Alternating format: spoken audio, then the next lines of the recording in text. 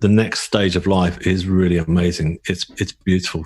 You'll forget any insecurities or whatever you carry with you now. All that will disperse. Welcome everybody to the JeffMara podcast. For those of you that are listening on audio only like iTunes or Spotify, we do have a YouTube video of this, and that's on the JeffMara podcast YouTube channel.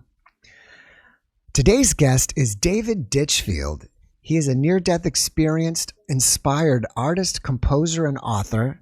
In 2006, he was dragged under a speeding train in a freak accident. As the surgeons fought to save him, he had a profound near-death experience. When he woke up in the hospital, he had acquired astonishing new abilities. He found he could paint dramatic paintings of what he had seen in the afterlife, far beyond any artistic ability he had before. He then discovered he could compose classical music, having never received any training. And to this day, he cannot read or write a single note of musical notation. And yet, his debut, the NDE-inspired symphony, The Divine Light, was premiered at a sellout orchestral concert to a standing ovation. He has since composed further classical works, which have also been premiered at sellout concerts and completed over 40 paintings. David, welcome. Thank you so much for joining us Jeff. today. I really appreciate it. Good to be here. My pleasure. Let's just start from the beginning. Can you please start with telling my audience what happened? Sure. Okay. Well, it all started for me, really.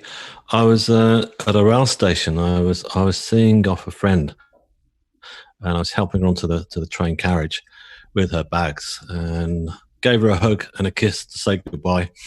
And at that point, we both heard the emergency buzzers go off for the doors to close. And so I stepped back, but as I did step back, the bottom part of my coat got trapped in the doors as they slammed to. And I couldn't pull it free.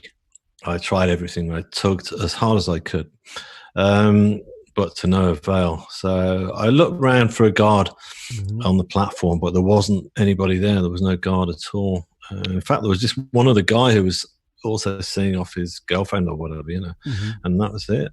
I started banging on the side of the windows because the doors were not going to open, hoping that somebody might run through, an official or what have you, but that wasn't to be.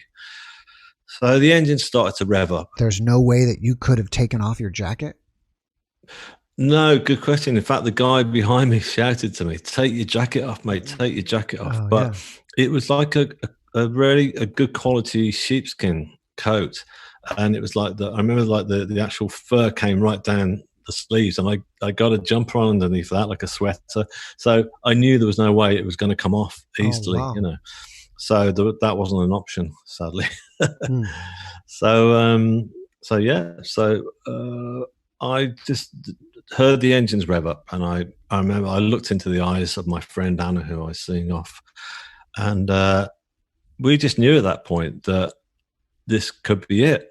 I could tell in her eyes, and there was fear looking straight at me, and I just thought, this is it. I'm going to die.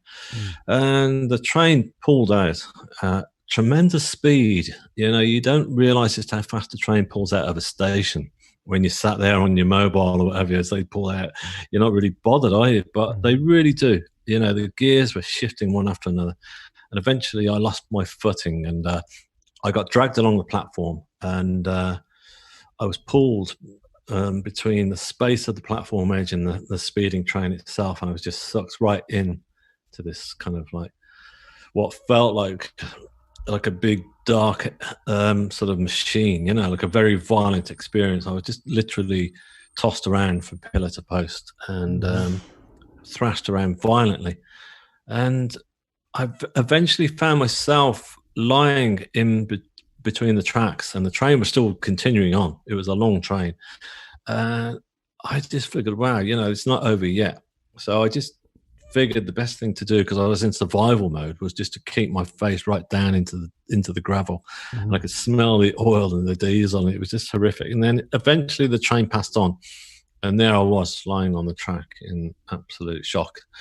And I couldn't believe really that I'd survived it. I just felt all the way through that this was it. I was going to die. From what I'm understanding, the train dragged you down the track a ways?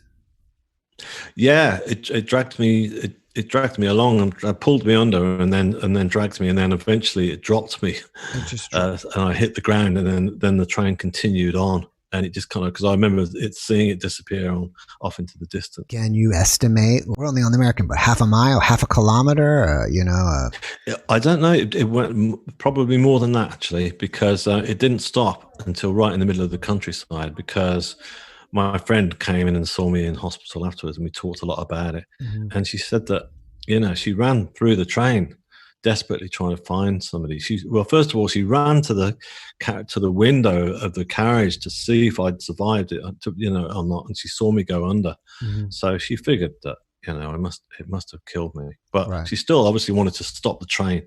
Yes. And eventually she bumped into another passenger who could see she was in distress, and they both ran through each carriage after another, and they found a ticket collector, and he stopped the train eventually. How did you detach from the train? Did your jacket tear? I remember hearing this almighty rip. As I got pulled down, it was a moment, because interestingly enough, it was like throughout the whole ordeal, it was like time had slowed down. Mm-hmm. It wasn't like I was in slow motion, but the rail police, who did like a massive inquiry on the whole thing, they told me that it took 13 and a half seconds that they estimated from the time the train pulled off and me going under.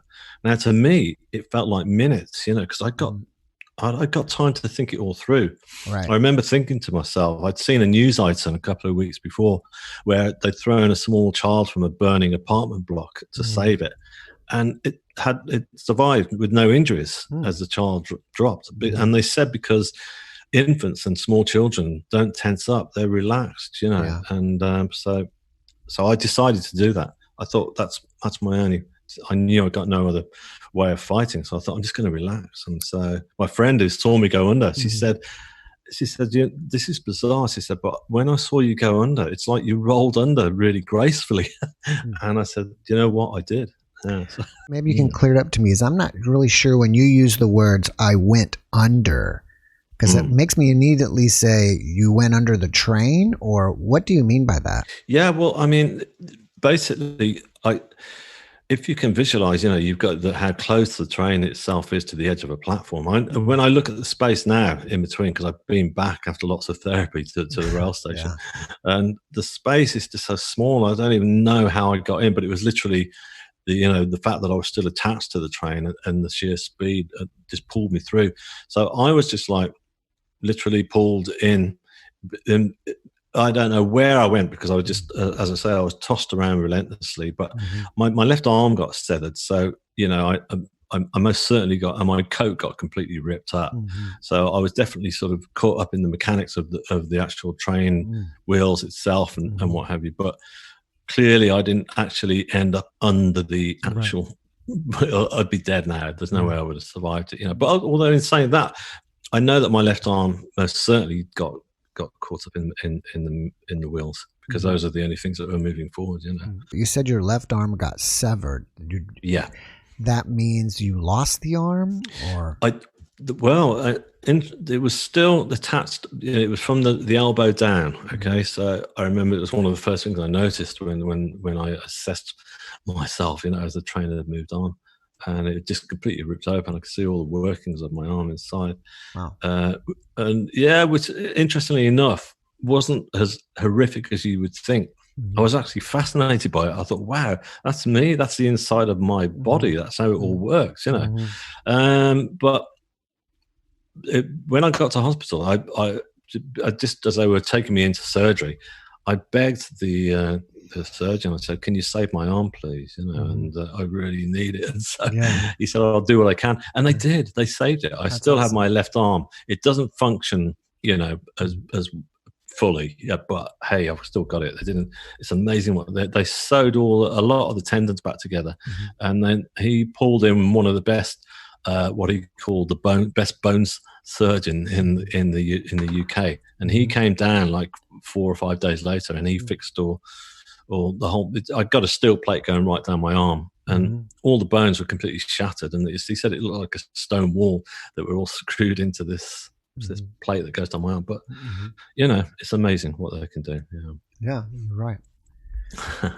So you had the accident, and I don't know if you're conscious or unconscious on your way to the hospital. I was fully conscious throughout, yeah. Fully conscious for the ride. Yeah, I don't know how they got me off that track and into the ambulance, but they did eventually. And I remember the doctor in the back of the ambulance said, "Look, there's a hospital around the corner where we've just come from. That's why we're here so quick. But the one that's going to save you is quite a drive. Can you hang on?" I said, "Yeah, let's go." So I remember the siren going on, and we just took off like a rocket down the highway, And we arrived in the hospital, and it was just like a team of medics and surgeons and nurses all waiting for me, basically, So they took me straight into the bay and got to work on me. I was losing a lot of blood by this point, I remember, and it was pretty scary because I couldn't understand what they were talking about, obviously. Right. I could tell they sounded pretty frantic. And I was there for some time, and then my family arrived. And so that was kind of weird because I wasn't expecting to see them at all. And the surgeon, who was already got to know me by then or introduced himself, said, "Look, your family are here. Could you handle seeing them?" I said, "Yeah, send them through." So they came in, and of course, my mum was in tears and completely distraught. And Anna, who I was seeing off the train, was there as well. The police had grabbed her from the next station and got her in a cab and pulled her over to the. She was in complete shock. Yeah. So I said, "Look, I need to speak to her. We've just been through this almighty ordeal together, and it's just like I had to connect with her before they took me into surgery." Right. So she came over, and I said, "Look, are you okay?" And she just stood there. She was just going, her head was going from side to side. She said, I can't believe you're alive, So I said, "Yeah, I'm alive," And so it was at that point that I left my body.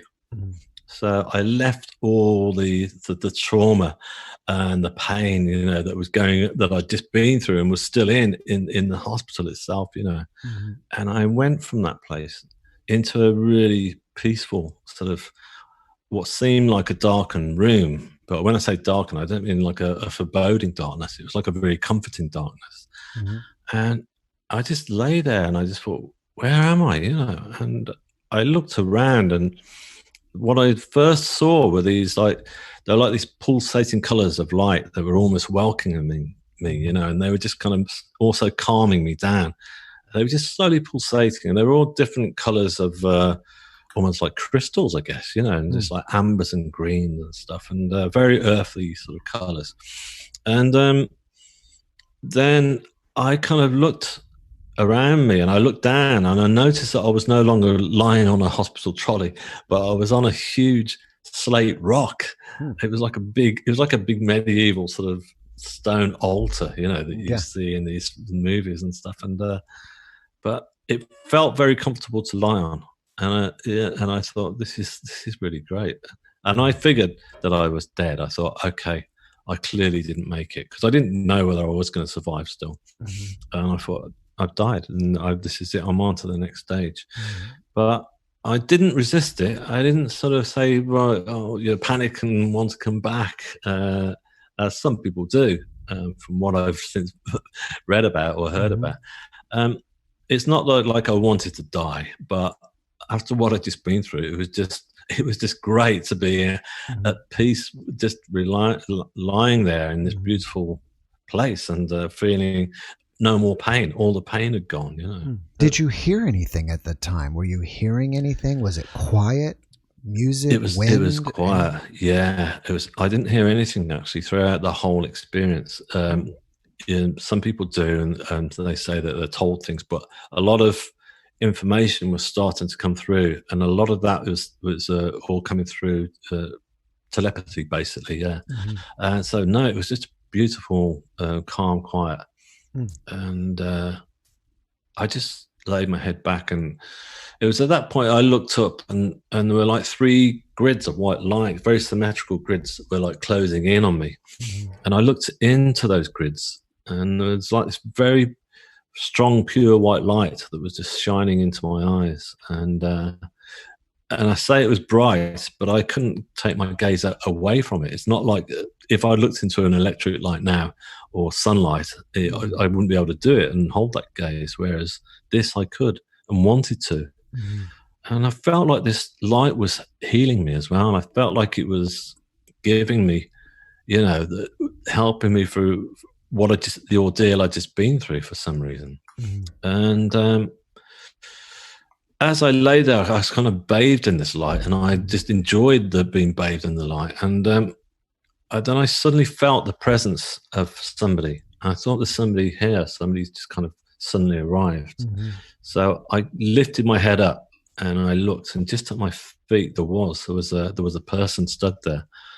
And this person was just wearing a very contemporary, sort of black t-shirt, very simple t-shirt, nothing too ethereal. But he or she, because it was androgynous, there was neither male nor female in form, had this kind of beautiful, pure white blonde hair, but this skin that was radiating light, and the light was just coming out from within.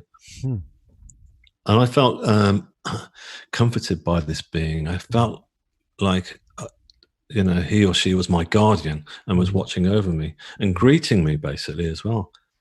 And there was an expression on the face that I knew. I felt like I'd known this person throughout the whole of my life and beyond, And I thought, who are you? I kept saying, who are you? I know you, don't I? And this being just kept smiling back at me, just kind of like, and again, the telepathy was saying, just take it easy. You're safe. I'm here for you. So that was beautiful. And I thought I wanted to check down and look at my body to see I'd seen how distressed it had been and how ripped up it was, and I looked down and all my wounds were completely healed. I was no longer clothed, but I was just covered in this kind of blue sort of satin silk sheet, which felt very cooling and calm over me. And my arm was back in place, everything was okay, not a scratch. So I just thought, I'm going to rest my head back and enjoy a little bit more of this. So it was at that point that I started to feel there was the presence of more people. So I opened my eyes again, and there were two female forms this time, either side of me, and one was sort of to my right, was wearing just like a very simple brown dress, very contemporary again, with long brown hair and sort of bluey green eyes. And the girl to my left was more Asian Indian, American Indian in appearance, wearing a more traditional dress. But they both had they didn't really look at me at all, but they both had their hands just sort of like hovering over my body, as if they were healing me. It was almost like a sort of, I suppose the best way I could describe it is like Reiki healing or something like that. I've never had Reiki healing, but I know what it appears like, and it looked like that. Yeah, so there was the energy that was coming from their hands was radiating a power that felt like unconditional love is what I call it. It was just this love that was emanating from their hands, and it was just I could feel it going right the way through every single part of my body, every cell, and I figured again, what I was being told was that they weren't actually so much healing my physical wounds, my physical body, but they were healing all the my soul and all the injury that it had taken, and the bashing it had taken over the years, all the guilt and shame that I carried around with me for all those years. So it's like all those layers were being peeled off, and they were healing. So yeah, it's a very beautiful moment. If you don't mind me asking, to this date, looking back afterwards, and maybe I'm going too quick ahead, but have you ever figured out who that first being was? Yeah, I'm, as I say, it was most certainly my guardian, and my guardian angel, I suppose, is one word to use. But also I'd say that it is because as I say that I felt that I knew this person from throughout my whole life and beyond, that it was all my higher state of consciousness, if you like. It's my, the beings of light to me, they were like sort of on a higher dimension of the universe. whereas our physical souls are on the lower dimensions of the earth plane, as it were. So yes, I felt like it was like a higher dimension of myself, really.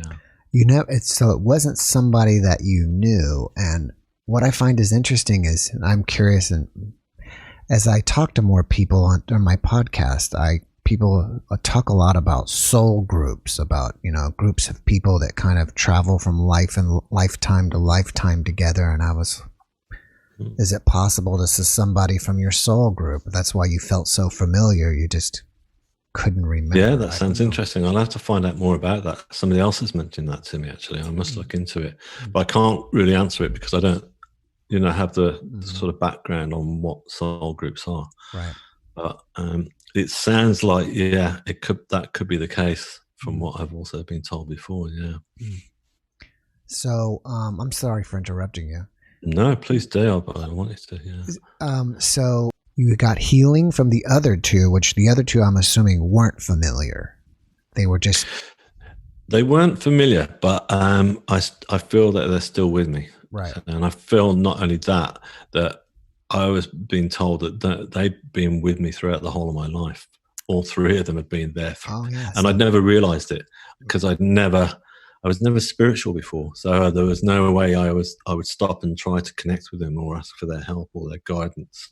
Whereas now I do. So now I'm very familiar with them, that they are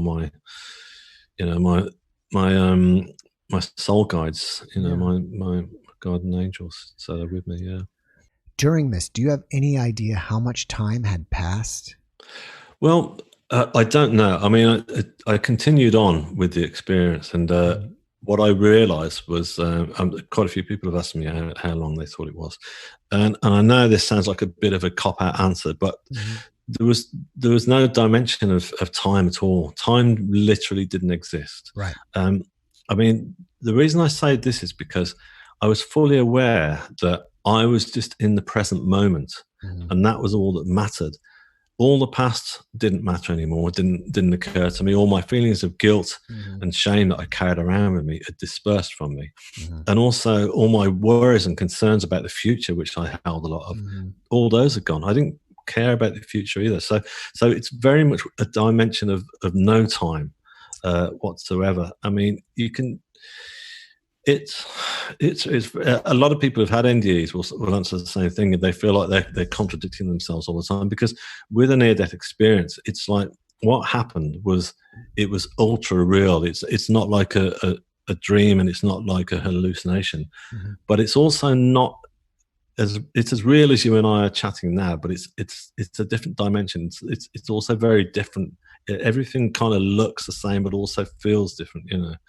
Right. So I couldn't really put a figure on it. I mean, things moved on from there. I mean, here's an interesting one for you. When I was in the hospital, I remember turning around to my mother and I was going, "Mom, it's always me bringing all the dramas to this family. I'm so sorry." And I was apologizing. She goes, "It's not your fault," because it wasn't. So there you go. There's a good insight as to the kind of person I was. Right. Feeling like I'd brought a lot of trouble to the family. Right. And whereas up there, all that had gone. I remember thinking to myself, actually, at one point, I thought, I wonder how my family are doing, but it wasn't like, oh my goodness, my family, So I figured I'll just take a look, see if I can see them.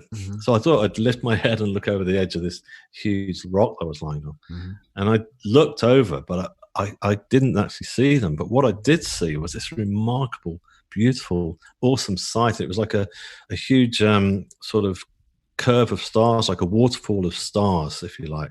The size of Niagara, and there's millions of stars sparkling, and there was like shooting stars just falling through the middle. And I thought, wow, this is awesome, And then I looked, and the further I looked, I felt that I was going through from one galaxy into another. And the further I looked, I was suddenly seeing colors that were in other parts of the universe. So I knew then I wasn't in a small darkened space, but I was actually in the universe itself, which was really kind of quite a powerful feeling and a realization. Yeah. Did you feel like, as you were looking down the waterfall, was it kind of like it going into like a black hole or something? It wasn't going into a black hole, because the further I looked, it was almost like, you know, when you look at a dark, when people say when they go stargazing, it takes you've got to give yourself half an hour for your eyes to adjust to the clarity. It was like that. My eyes had to keep adjusting, and as I kept adjusting, then I'd see further and further. Then I'd see color, like beautiful colors, which is very interesting, because there's been what's it called? The telescope. Anyway, it'll come back to me soon. But there's the big telescope that's just like has taken some fantastic pictures of our galaxy. Right. And they came out about 2 years ago, and I thought, wow, that's exactly what I saw. And you know, that's what I started to paint. You know, my friends were getting in touch saying, "Have you seen those new?" Hubble, that's it. Have you seen those new Hubble photos? And I was going, yeah. And again, it's like your paintings. I said, yeah, I know. So those were the colors that I saw. So rather than looking into a dark black hole, it was looking into more and more beauty. I agree with you that I feel like wherever you are when you're not on this planet, you know, dead or whatever, it's a place that time doesn't exist anymore. You're like out. It's like as if you're outside of time. You know what I mean? Yeah. But exactly. Let me ask a question in this way. Have you spoke to anybody, especially your friend, like, because it sounds like you were speaking with her and then you just, maybe from in front of her, you just fell unconscious. It was when you had this experience. Has anybody told you like, man, you are like gone for like, you know, 20 minutes or 30 minutes or 5 minutes, or, you know, because even though if you were gone for 1 minute, in a timeless place, it doesn't really matter in time, but I'm just curious. Yeah, unfortunately, I haven't quite got that clarity on that one, because there was so much confusion going on that, yeah, my friend was there at that point, but she had to stand back. And when I told her about it afterwards, it was interesting, because she said, you know what? She said that when I looked at you, your eyes suddenly changed. She said your eyes went from all this darkness and terror and fear that you've been through. You know, when we look at somebody's eyes when they're just absolutely in shock. And she said there was this calmness went over them, and then they just seemed to sparkle. So she did notice like a change in my eyes, but then she had to step back. So she was no longer able to turn around and say, well, yeah, I was stood there for this amount of time and stuff. So I've really no idea, again, from that point of view. But it wouldn't have been, it could have been seconds, do you know what I mean? Yeah. In Earth times. It could have been seconds, it could have been minutes. But I don't think, it won't have been, like 10 minutes or whatever like that. It won't, because I definitely would have known that, because by the time I come around, they were starting to wheel me into theatre, you know. I don't think you have to be clinically dead on this planet to have the experience you had. No. So that's what I was curious, is like that the doctors, you know, later said, hey, we lost you for 10 minutes, but we brought you back. No, you know? They didn't say that. No, okay. It's very true that, you know, that you don't have to be clinically dead. I mean, it's really when you're in a stage like I am, where you're on the cusp, where you're actually facing death, which I could have been, because of the amount of blood loss, you know, it was touch and go. But some people don't even have to be in that much of a danger zone, but to have near-death experiences. But it's generally speaking, yeah, it can be either way. But the next thing that I'd like to talk about in the near-death experience was one of the most important parts for me. Really, was I began to feel a bit later on that the energy of love that I was talking about that was coming through was suddenly turned up, like a dial had been turned up hugely, and I lifted my head again, and this time I looked, and what I could see behind the first being of light was like a huge tunnel of white light that was closing in towards me, and it was really quite a huge tunnel, and the energy of light that was coming from it was just so powerful that I felt like every molecule of my body was like vibrating, but with this love, and this tunnel was surrounded by all these flames that were like very powerful flames that were rotating around very slowly. But again, just like the time aspect, there was no sense of fear. I wasn't thinking like, wow, what is this? You know, I was just really in love with it, with the whole aspect. And I thought, this is amazing. And I thought, and I knew instantly what this was. And I just said, this is the source of all creation that I'm looking at here. You know, this is God. This is not, some guy up in the sky on the ceiling of the Vatican in Rome, or whatever God that you may follow throughout most religions. It's not in a human form, basically, that it's this huge tunnel of white light. So that was my perception of God and the Creator. So that was a really beautiful moment to actually feel that and have that knowledge and be in the presence of it and feel this energy of love vibrating throughout me.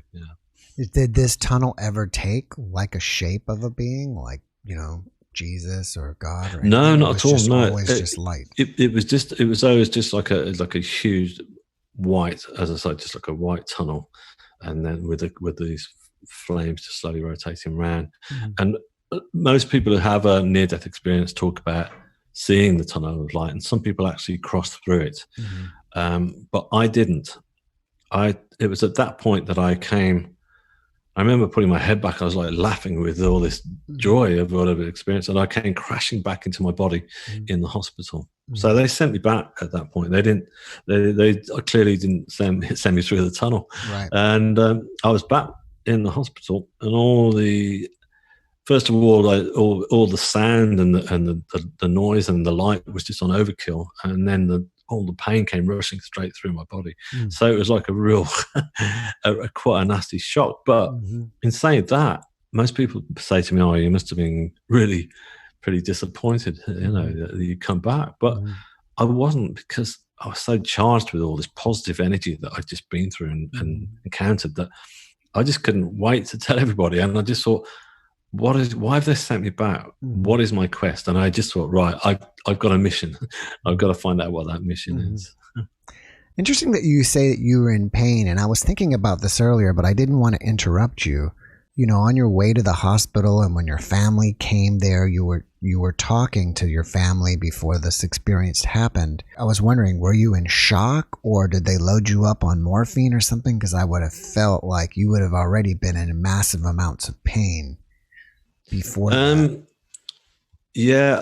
Not morphine, no, because I've written my story and which is in a book form now, which has just come out, and I wrote that with a ghostwriter who's also a trained nurse who lectures in nursing. So I asked her if she could help out find what kind of medications I might have been on, and she said, "Well, let's get the hospital records." So we paid to get the hospital records, and I got them all through, because I wanted to sort of, look at everything from every single angle. And she came back to me and said that, you would have been given, I think it was ketamine, but not morphine, while I was on the track. Right. But she said to me that, by the time, judging, because she got everything was all charted from the hospital arriving and everything. By the time I had my NDE,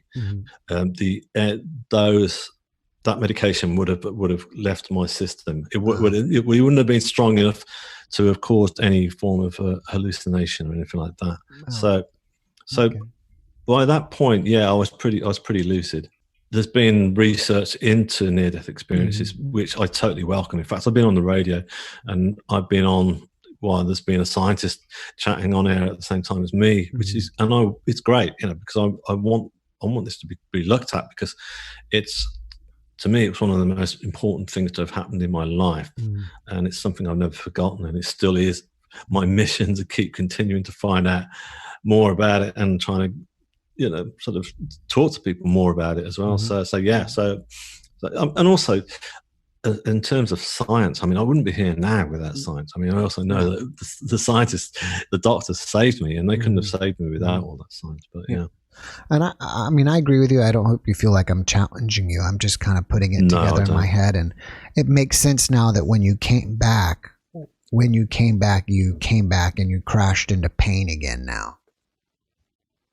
Yeah, because the medication had worn off, and so when you came back, because I was curious, like, okay, well, why? The pain. No, what I meant was, the pain was there. Yeah. Before I'd gone into the actual near-death experience. Right. So what I'm talking about, when I was in the actual NDE itself, all the pain had gone. Right. So I suddenly felt like I'd gone from that realm of being completely painless, and all my emotions were fixed instantly. Right. So suddenly being back into the trauma of physical pain. Right. I felt three major things. One was the trauma of the pain rushing back through my body, which was inevitable, and then the other two was the noise, just the noise in the hospital was like, my ears were like, wow, and then light as well was just, I couldn't deal with the electric light. So yeah, it was strange, which is something that stayed with me. Actually, I will say that's one of the things that people say, have you noticed anything that's changed about you physically since? And that is it, that I'm still very sensitive to, especially to noise.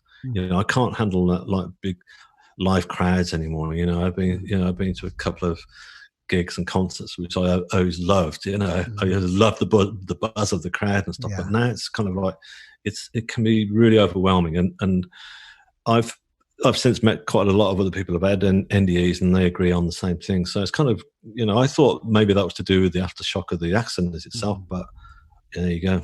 That's it. And it makes a lot of sense. I heard or read about a story of a woman that, and I try to be through this quickly. They had to do an experimental surgery on her, and they literally cooled her body down to like 50 degrees so they could, and for like 30 minutes to have this little small window to repair her brain or an artery in her brain. And while that all happened, she had an NDE, and then when she came back, she was like freezing cold because her body was still warming back up when they bring in her back. So that's kind of why it makes a lot of sense for me. For you, you came back and you still hadn't had the surgery on your arm or whatever, and you came crashing back to this reality of your severed arm and everything else going on. Yeah, that's it. Yeah, exactly. Let me catch a couple questions here. After your experience, are you scared of death? No, I'm not scared of death at all. Actually, I don't fear it, because I firmly believe that. Well, that the soul lives on, and that's the next stage of our journey, and I was just lucky enough to be able to see that opening. I felt like I was being prepared for something else, for a next stage onwards. When I was in that near-death experience itself. So yeah, I don't fear death, not at all. That's great. I feel like in a way you're one of the lucky ones. It's probably the most of us always have, some sort of fear of death. Well, do you know what I mean? Like, the way I see it as well is that, yes, the body switches off and dies and fades, but our souls are far too strong. Our souls are really incredible things, and they just continue on. There's no reason for them just to suddenly die. Right. And so, yeah, I think they move on, most certainly. All right, so let's get back to your story. You came back to confusion, light, noise, but you were still exhilarated of your experience. I was, and then they eventually had your surgery and kind of put you back together. And after all of this, what started happening then? Were you trying to piece it all back together? Did you start writing? I was, yeah. They give me my own room in the hospital, which was great, But I remember lying there in the middle of the night after 8 hours of surgery. Part of me was like going, "Wow, I've just been under a train. That's a big one to deal with." But the major part of me was just thinking, Wow! I've just been and experienced, the afterlife, and it was amazing. And what was that? That was incredible. And I just thought, I was scared I was going to forget everything I'd seen, and I thought, I've got to tell people about this. But I'm in hospital, I can hardly move. So I thought, I'm going to paint it. I'd never done anything like this before, but I just got this new sort of like newfound ambition and confidence to say, I'm going to do a big painting, and it's going to be like a big Michelangelo, like these big Renaissance style paintings that you see that tell stories, and then people will get it.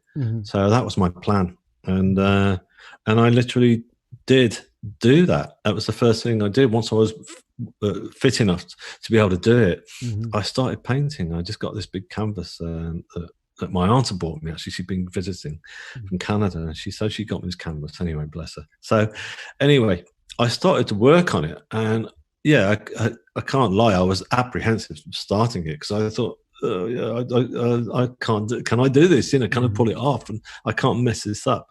But as soon as I started painting, the colors were coming together on that canvas, and the images were so confident, and I was really going with it. I thought, this is brilliant, you know, and I was sitting back going, that's remarkable, you know.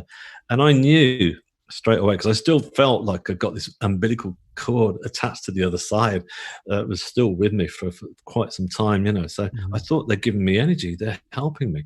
So I realized from a very early stage that I was literally channeling ideas that were helping me to, I was getting like a crash course in art, if you like.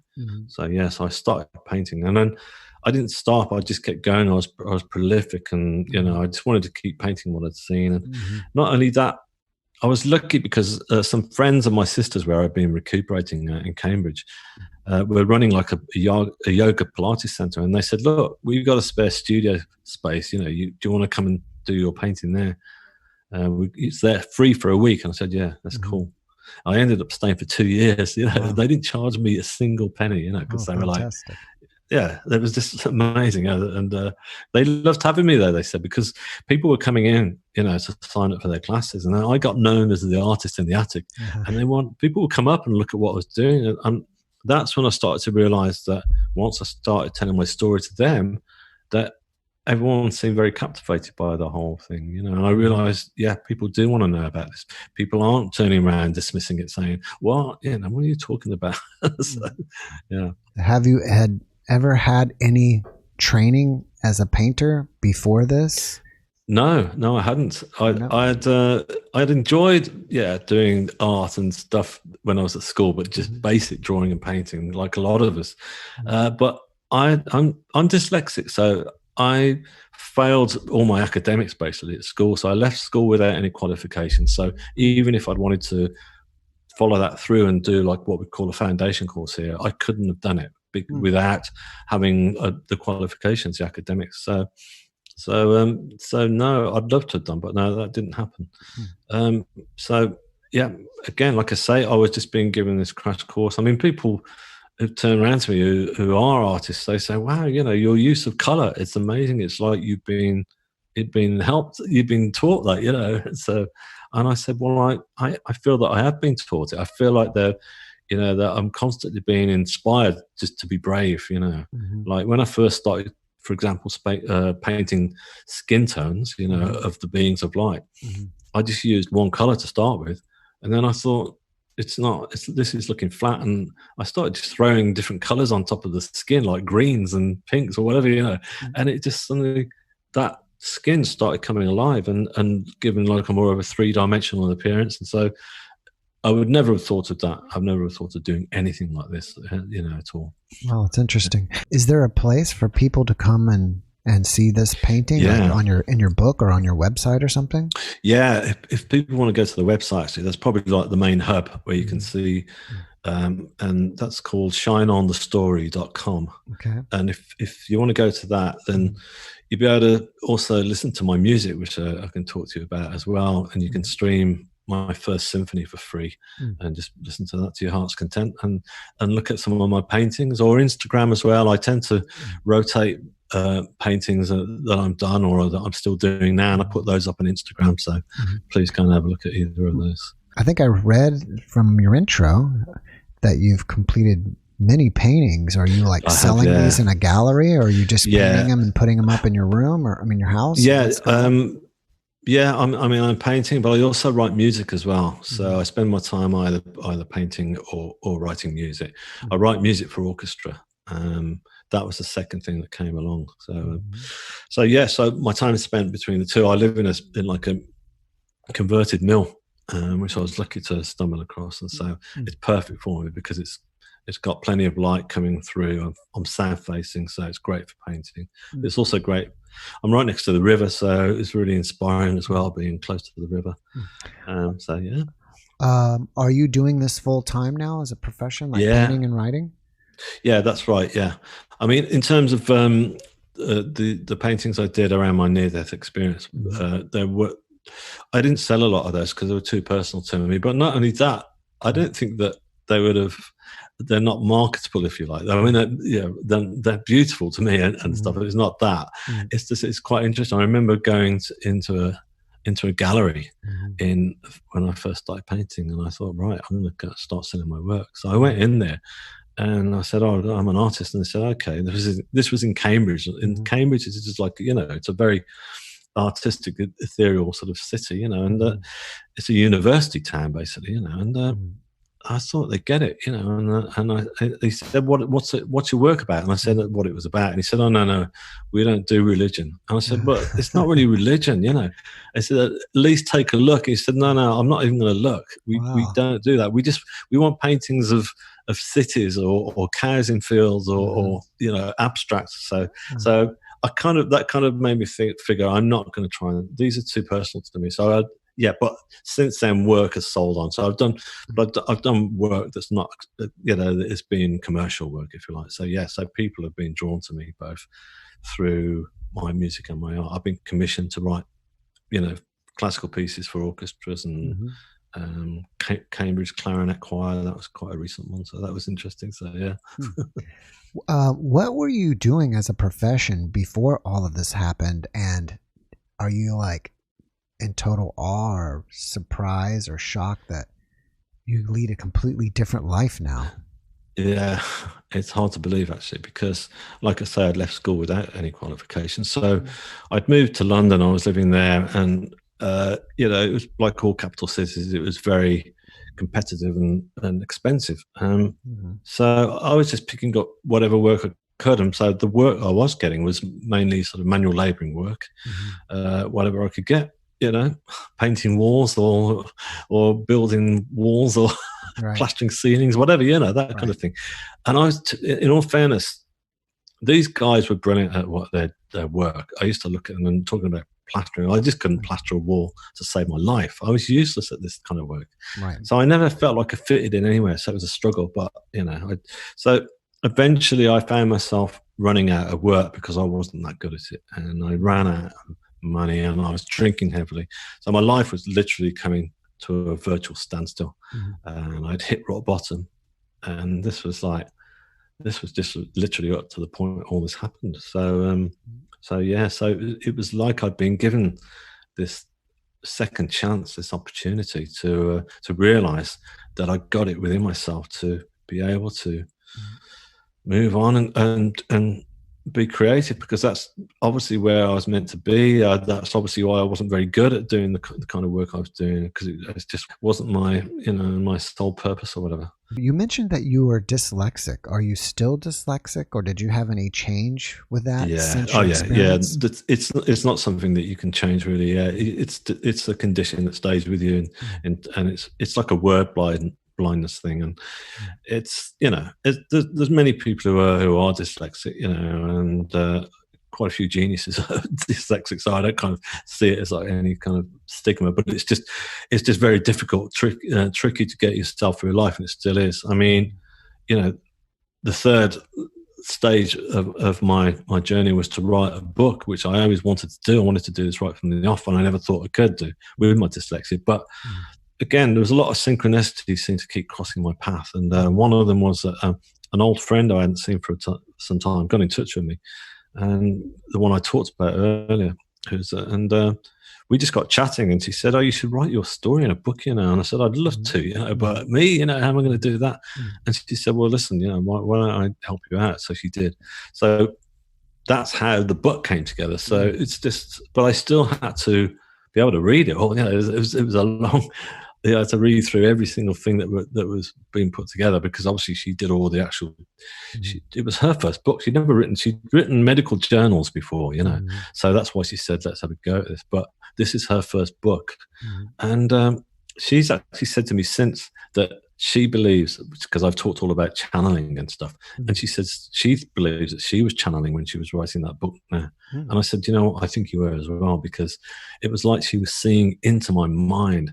It's like when I talked through the experience and we did it all together, and then she managed to get it into a book form. When I read everything back, there was hardly anything where I had to go, "Oh, no, it didn't happen like that. No, that's not right." It was amazing. Yeah. Let me catch a couple more questions here. After having your experience, do you have a different point of view towards people and life? Yeah.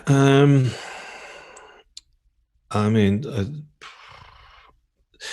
I mean, basically, my point, the way I look at it with people is it's not judging them, but I've realised that we're all going so fast all the time. You know, we're all just kind of like sort of moving forward at such a terrific pace, and that pace that we're running at is kind of led by the ego, if you like. I don't mean people are egotistical, but it's just that we're saying, all right, this is where we've got to be. We've got to be successful at this. We've got to be successful at that. Mm-hmm. And I realized following my near-death experience that that's not where we need to be. We need to actually stop and sort of connect with our souls, our true inner souls, like I did in that near-death experience, and allow that kind of, you know, that love to come out, and that creativity, wherever it, or that true life's path journey to come out. So I feel differently. So I do see things differently. Yeah, I certainly don't judge people, but I just noticed that. I just noticed how fast people are going and how fast people are being led. Although that's kind of slowed down since the pandemic. I mean, that was quite interesting for me, because I thought, yes, this is interesting. Here we go. Suddenly the whole world was knocked off kilter and had to stop. Right. And people were literally baking their own bread at home, educating their own kids, painting. And, you know, over here, I don't know about in the US, but everyone was just like putting it up online. Look, I've started painting. I've started making clay models, you know. So, yeah, I sort of noticed that. Oh, that's great. You mentioned earlier about you felt like you had an attachment to the other world, an umbilical. Can you explain on that? Yeah.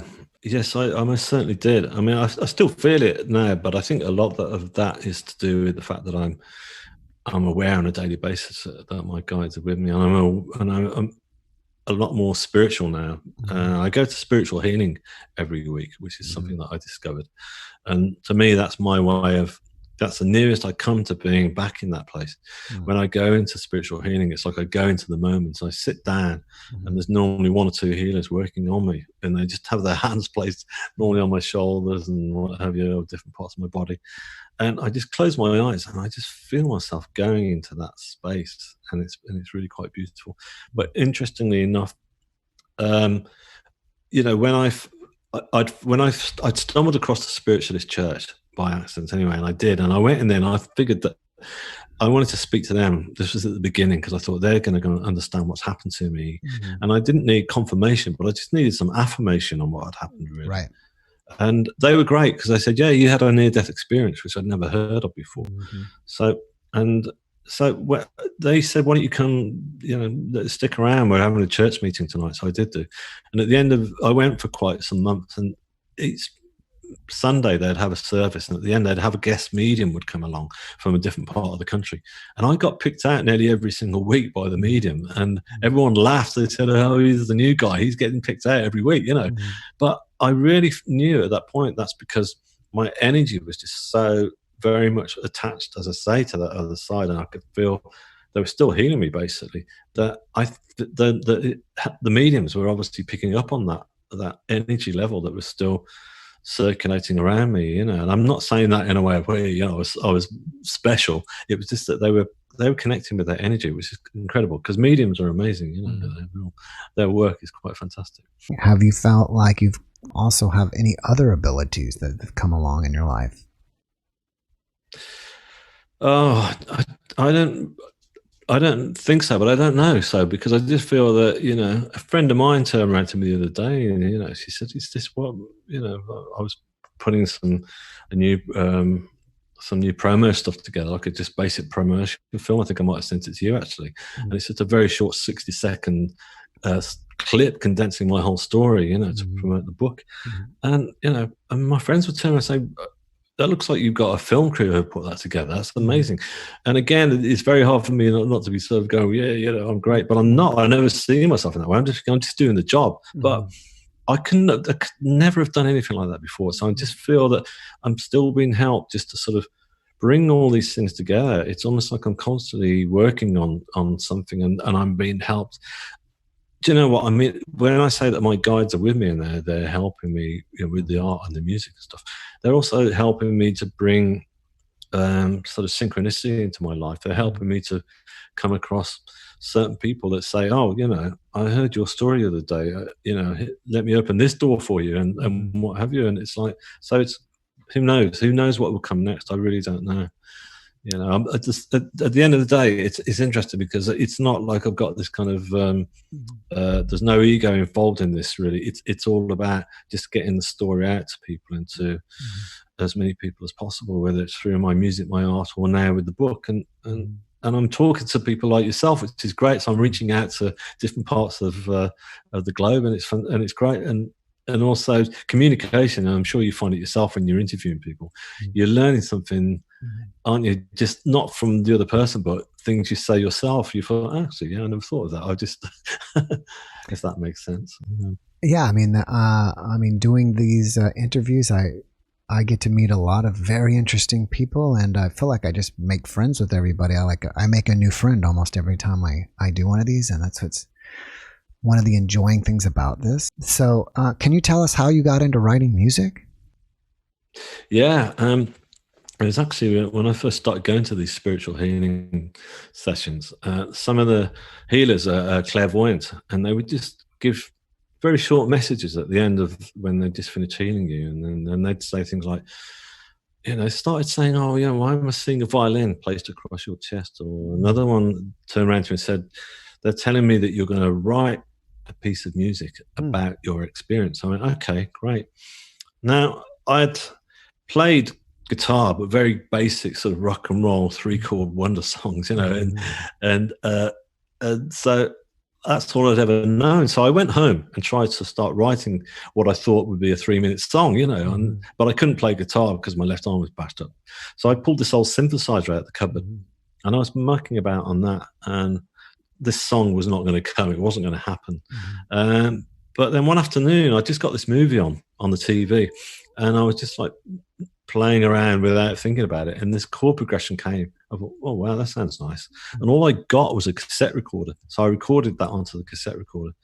And I just developed it from there. And I got to the stage where I thought, this is not going to be a 3-minute song. This is going to be something that an orchestra should play.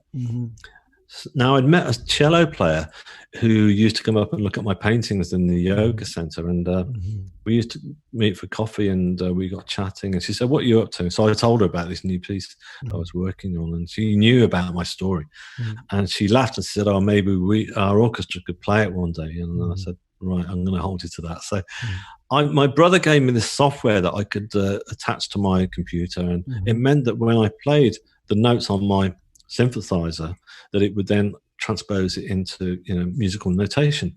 So that's what I did, and printed off the parts. I met her and the heads of the orchestra and said, "What do you think?" And they said, "Okay, yeah, we'll do it." So they decided to perform it. And again, with me talking about my guides helping me, they helped me bring the promotion of that whole thing together, because it's like, I wasn't thinking about promoting it at all. And then the orchestra said, "Look, do you mind talking to the local press? Just a few lines about your piece." I said, "Yeah." And I did do. And of course, the guys at the local press remembered me from being on the news. You know, "You're the guy who went under the train. Yeah, this is great. It's going on the front cover." So it did. And then the phone kept ringing. And then the BBC came down to interview me. And then the concert sold out 2 weeks in advance. So it was like a tremendous energy. But again, I didn't get ahead of myself. I didn't kind of go, "Yeah, you know, this is," you know, well, I was excited, obviously, but I just thought, no, this is a synchronicity that they are now helping me with my PR. So, yeah, that was remarkable. So that's how that came about, just through spiritual healing. That's amazing. Do you ever feel like, besides what you've already done, a message that people need to hear? You kind of mentioned earlier, like maybe we need to slow down and connect and stuff. Is there any certain message that you keep it keeps rattling through your mind about, you know, a message that you feel like you need to share with people? Yeah, there is actually. And that is, it's self-love. I know that sounds very simple, but it's the most powerful thing that I experienced on the other side. Is I was given all that love, and I brought that back with me. And I realized that I'd gone throughout the whole of my life not loving myself. You know, for everything that I thought I was failing at throughout my whole life, I was beating myself up and saying, "It's all your fault, you know, you're a mess, you know, you're just a failure," you know. And I really labeled myself constantly as being like just a mess. And so that stopped me from moving forward in my life. And when I came back with all that love, I thought, I'm not going to lose that. That's staying with me. I'm going to keep it. And I did. And I've kept that self-love. And that self-love then went on to equal self-confidence and self-belief. And then once you've got those ingredients, it's kind of like, wow, it's doors will just slowly open, and the light will come in, and the things that are meant to come into your pathway will happen. But I also think, be authentic to yourself as well. I was constantly, when I was in London, I was chasing after all the wrong type of relationships. I was after all these people who were successful, and there's nothing wrong with what they were doing, but they weren't meant for me. I wasn't meant to be with those people. If only I'd been authentic to myself and got in touch with my sensitivity and stuff. Be authentic to yourself. So that's what I figure. That's interesting. Let me check another question here. When you feel spiritual, do you mean connection with God? And when you say God, what do you mean by that? Like, is God as represented as energy, or? Yes, it's represented as energy. It's the universe itself that I feel connected to I feel. There's three elements that I feel in touch with. Yeah, there's my guides that are there that I call upon, and I call upon them for their help and their guidance. Then there's a universe which I also call upon, because I also feel that we're all part of the universe, and the universe wants us to recreate and give us energy. So I call upon the universe, and then at the center of all that is God, which is something that I firmly believe in, and that is, as I say, that's the source of all creation. So yeah. So I guess in that tier of order, not to put any lack of importance on anything at all, but yeah. That's interesting. Do you feel like there's any parts of your experience that you may not be remembering? And if yes or no, have you ever had any hypnotherapy or anything to go back and see if other things have happened that you can't remember now? No, I don't think that's the case. Yeah. I figure that everything that I saw and felt and went through was so ultra real that I've never forgotten it. It's not like it was like I was being in a state of hypnosis or in a dream state. It was very, very real. So I've never forgotten a single thing to this day. So I don't think that would be the case. Yeah. Okay, that's interesting. I see paintings behind you. Are those paintings of anything that had to do with your experience, or is that just general paintings that you're doing? Yeah, they're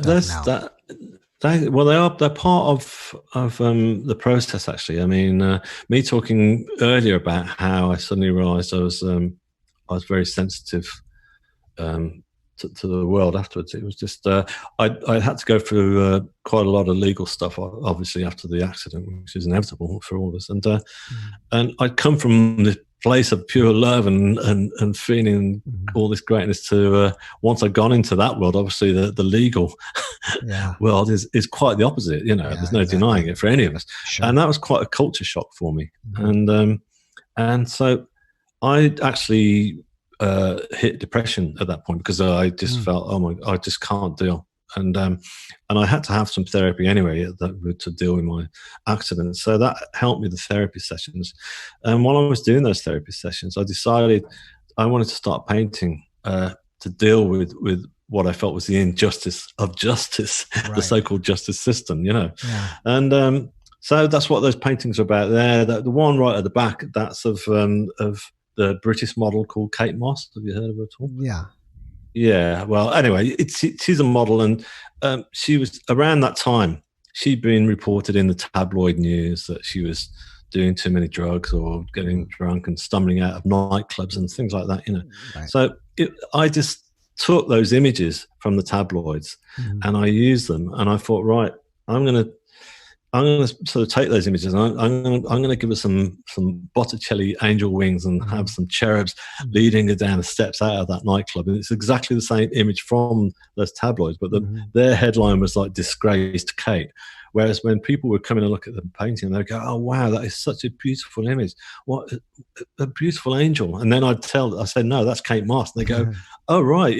So I wanted to twist things around to say, "Look, you don't just look at the headline. Look at look. There's a beautiful person inside there who's hurting. No matter how beautiful, even though she's a model or a successful person, she's still a soul. So that's why I was doing it. And the other one's Marlon Brando as well. So there were just different people who've done an awful lot of amazing things, but had a lot of injustice thrown at them. After your experience, did you find that most people were supportive of your story or, thought you were crazy? No, everyone's, very supportive, actually. I've been very lucky. So yeah. So, I mean, that could all change. I mean, I'm getting more and more out into the world and of course, as we all know, we live in an internet world where there's trolls and stuff like that. So, I mean, that could come back and bite me. But, I will say so far that I haven't had that. Most people want to listen. I remember the very first radio interview I did here in the UK. It was like on a drive time show, and I remember I went on and they started me off. The producer said, "Okay, you're going to be on after this news break," and so you could hear the show going on, and I could hear this guy going. It was a drive time show, so you got to keep it light. But he was kind of like almost kind of going, talking about me as if I was this crazy guy. He's going, well, we're going to be talking to David Ditchfield. He went on a train. He had a near-death experience, And I thought, oh no, what am I doing? This is all wrong, But you know what? I came on after that news break, and he said, "Tell us his story," and I started talking about it, and he went quiet, and I thought, "Are you still there?" And he was going, "Keep going. This is amazing, And he just wanted to keep going on and on. He said, he said, "Look, I'm actually, like a journalist, and I'm supposed to like pull this apart." He said, "But this is brilliant. This is great. I'm loving what you're saying." So that was a good stumbling block for me to start off on, because I thought, well, if I can overcome that, and then fine, People do want to hear. I mean, let's face it. We don't talk about death at all in Western civilization. Yes, not at all, which is crazy because I mean, we're all going to face it at some point. So I don't believe at all that we should be talking about it all the time. But hey, we should just like try and address it like we do with everything else. We prepare for getting married. We prepare for birth, even taking our driving test. So why not prepare for when we meet our end. So I was speaking with a friend of mine recently about why near-death experiences have become very popular on my podcast, and he said, which I think makes a lot of sense, is that with COVID out there now, we a lot more people are facing death, with the amount of people that have died recently. So maybe a lot of people have a lot of interest in it now. I think there's that, but I also think there's what I was going back to talking about earlier, and I think that it's people suddenly did start to become a little bit more spiritual because everyone was just stopping. People who wouldn't normally think about nature would be turning around and saying, "Do you know what? I could smell the grass today. I could hear the birds singing. I was watching the, blah blah blah. And it's kind of like wow.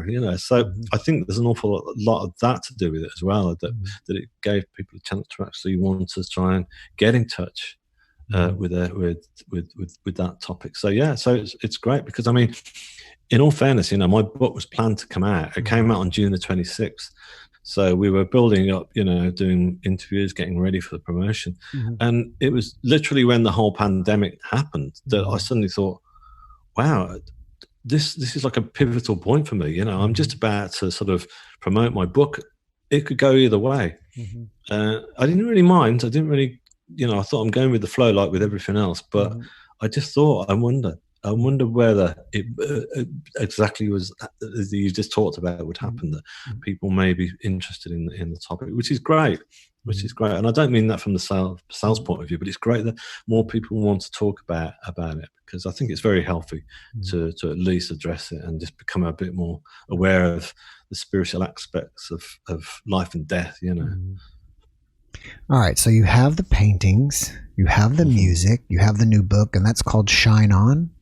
Yeah, that's right. Yeah. Shine On. Do you have any other projects that you're working on that you would like people to know about? Well, a lot of people have shown interest in my music. As I say, I'm streaming like the first symphony that I've done. Now, I've got plenty of other pieces of music so what I'm planning on doing now is I want to put all that music together and then release that next, and for people to be able to, because even though I say, yeah, you can stream music for free, I'm amazed at how many people turn around to me and say, yeah, but I'd actually like to be able to have this stuff where I can just like stick it on when I'm in my car or whatever, whenever I want, you know, just hear it. And so that's the next stage. And I'm thinking I'd like to put a compilation of my music together. So, oh yeah, that's a great idea. Yeah, put it together as a CD and put that out there. Yeah.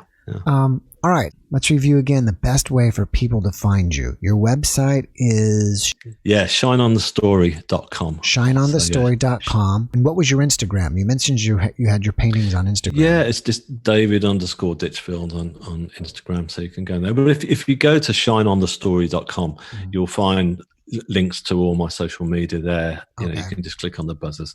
So there's a Facebook page you can follow me on, or Instagram, and also YouTube. I've got a YouTube channel, which you can follow me on there, so you can see, you know, some of my interviews and things. So yeah. Okay, great. All right, before we wrap it up, do you have one last message that you would like to send out to the world here? So I think I've pretty much covered most of them, really. So without in danger of repeating myself, is do not fear death. I suppose is the big one, because I really don't want people to feel that and to sort of embrace it, you know, because it is going to happen to us all, and just know that the next stage of life is really amazing. It's beautiful. You'll forget any insecurities or whatever you carry with you now. All that will disperse, and it's going to be a beautiful experience for you when you move on. That's kind of something to look forward to. Although we don't want to rush it. We don't want to rush into it, but at least it's I don't want to encourage that with anyone. Right. It makes it at least comforting to know that there's something beyond this. There most certainly is. I'm not the first to say it either, so believe you me. Right. All right, David. Well, I really appreciate you coming on and giving me some of your time. I'm very thankful for that. I wish you lots of success with your paintings, with your music, with your book, and possibly with your CD if you put that out as well. Yeah, I'll let you know when that comes out. I really wish you the best. Thank you very much. It's been great chatting with you. All right. Well, I would say on your end, you're a big time difference. So have a great evening over there. Thanks a lot. Cheers then. Take care. Bye-bye. Bye now.